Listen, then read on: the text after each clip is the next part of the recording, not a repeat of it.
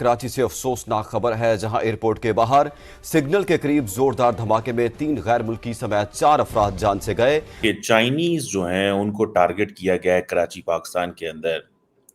चीनी सिफारत खाने का कहना है चीनी अमले को ले जाने वाले काफिले पर कराची एयरपोर्ट के करीब हमला किया गया। कराची एयरपोर्ट के पास भीषण ब्लास्ट, बलूच लिबरेशन आर्मी ने हमले की जिम्मेदारी ली है। क्यों बलोच मिलिटेंट्स टारगेट करते हैं पाकिस्तान के अंदर और चाइनीज को क्यों टारगेट किया जाता है? क्वेश्चन ये है कि क्यों चाइनीज को दे वांट, पहली बात तो ये है कि they want to internationalize the issue. फिर ये जो बात है कि ये एससीओ पर हमला है, वो कह रहे हैं हम इतने सालों के बाद एससीओ करवा रहे हैं और आप ये कुछ कर रहे हैं। कि तो आपकी पैंट ऑलरेडी उतर चुकी है, क्योंकि जितने भी एससीओ वाले कंट्रीज है अभी इधर उधर देख रहे होंगे, बोलो भैंस क्या यार ये क्या हुआ, जाएं क्या एससीओ के लिए कि नहीं जाएं? तो ये एक सवाल अभी धीरे धीरे करके उठना शुरू हो जाएगा। कराची में हुए दहशतगर्दी के वाक़े से मुताल्लिक आपको अपडेट करेंगे, जिसपे चीनी सिफारत खाने का बयान भी सामने आ गया है। कराची में जिन्ना इंटरनेशनल एयरपोर्ट के करीब चीनी अमले की गाड़ी पर हमला किया गया है। चीनी सिफारत खाना भी अब इस बारे में बयान जारी कर चुका है। जब सड़कों पे जोर नजर आएगा तो दुनिया ने परेशान तो होना ही है, लोगों ने तो कहना ही कहना है यार, अब तो भाई की वो जिसे कहते हैं ना, हालात बुरे हो गए, हालात खराब हो गए।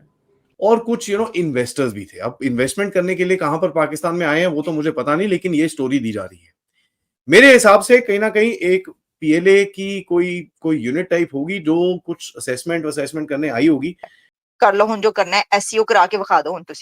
अब आप एससीओ करा लें।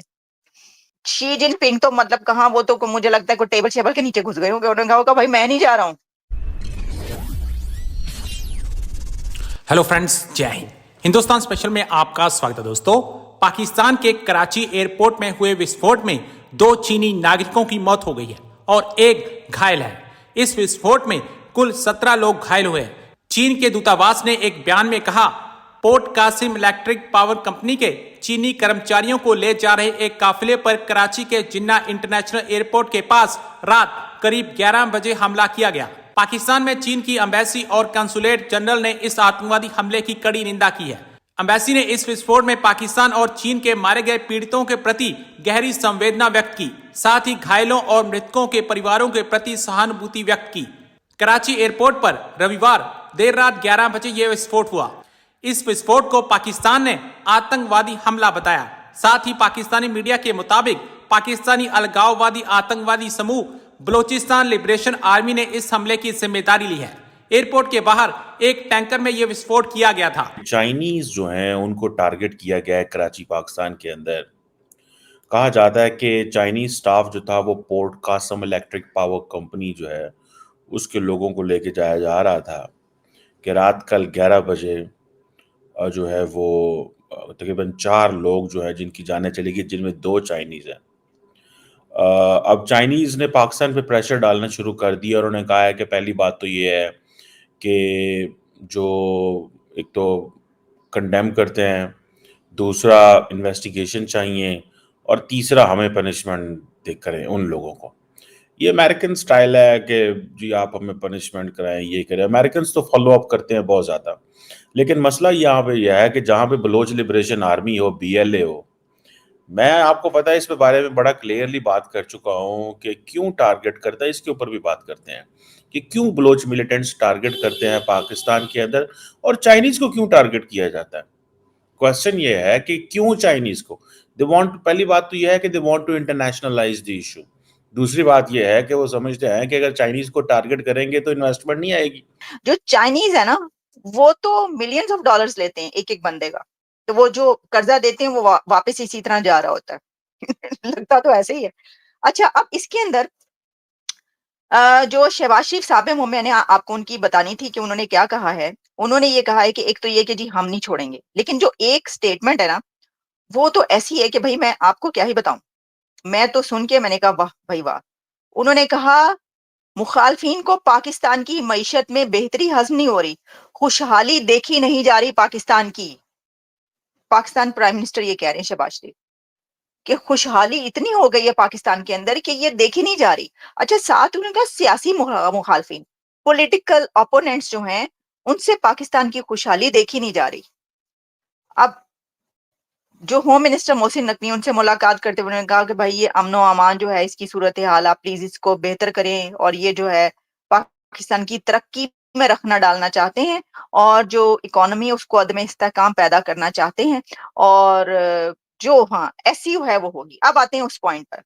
अब उन्होंने ये कहा, अगर तो ये कह रहे हैं ना कोई कि इंडिया से खुशहाली नहीं देखी जा रही, तो ये साजिशें हो रही हैं पाकिस्तान के खिलाफ, तो भाई पहली सवाल तो ये कौन सी खुशहाली? मैं तो मतलब देख के बंदा जो है ना वो क्या करे अब।